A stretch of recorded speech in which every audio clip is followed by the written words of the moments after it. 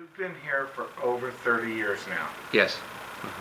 Do you have any plans at some point to move on to some other kind of work? Well, right now I'm getting kind of old, so, well, right now we are making preparation, or we are making already, as a matter of fact, we had a meeting just recently, so we are now moving toward succession, who is going to be taking my place, and let's do it in an organized manner, and let's do it in the next couple of years, and let's do it, so everybody is in tune, because one of the things that, for example, I would be very disappointed, and that sometimes happens.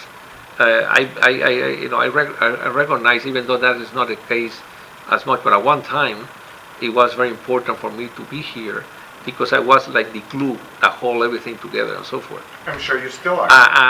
But one of the things that I want to see is that when I leave, I would be very disappointed. For example, if you tell me 2 or 3 years or 4 years after I leave that because of fighting and so forth, the whole thing crumbles or something. So I will hate to see that. I think I want to see some continuity. So way after I'm gone, somebody saying, who organized this? Oh, I think Otto Merida back in '78 or something. So, but we're still here, and the organization is here, and the programs that we are doing now through the Latin Chamber of Commerce and through the foundation continues to be here for many years to come. Where do you see yourself after the transition? Well, what I intend to do is I still going to be, I probably will be, if health-wise I continue to have a good health, I will probably be involved, be an advisor, but be a consultant for other things that I want to do. I have an interest, for example, in having more minority firms, having concessions at the airport, for example. For example, I visited Cuba back in 2009. And I went with a group of Cubans from Miami that were selling food to Cuba and agricultural products to Cuba. So I went to that particular event. I had the occasion by doing that to be able to visit my home in Cuba, in Havana, and also my grandparents.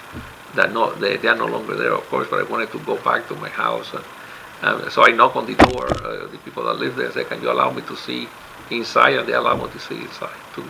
What was the first service project you remember working on in your life?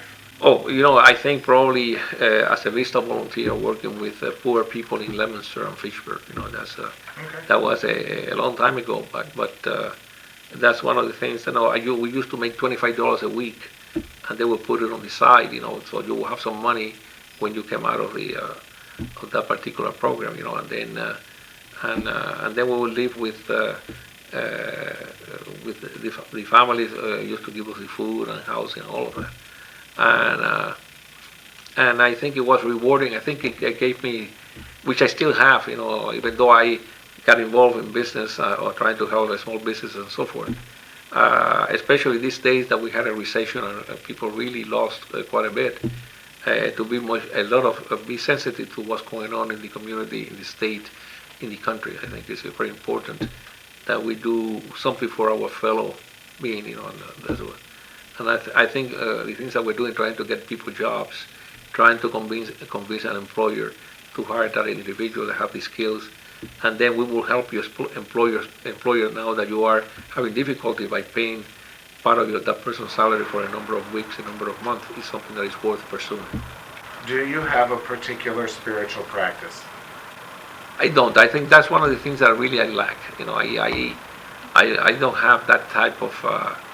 I think sometimes at home, when, for example, I was married. My wife died in 2006. We were married for 32 years, and then now I live alone. And sometimes I look at my life and so forth, and then I sometimes go to church. I live very close to a Catholic church right there at the Pueblo, development. But I'm not into I'm not that spiritual.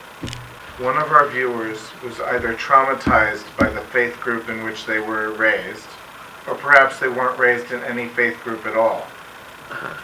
But they hear people talking about spirituality, a higher power, and all that, and they find that attractive. But maybe they have a strong resentment still. is there a beginner's spiritual practice that you can suggest that might help them break through that shell they have? I think one of the most important things that you can have, a person can have, is the relationships that he has, or she has, with other individuals that they meet at work or in social gathering and so forth. I think that's something that have helped me tremendously.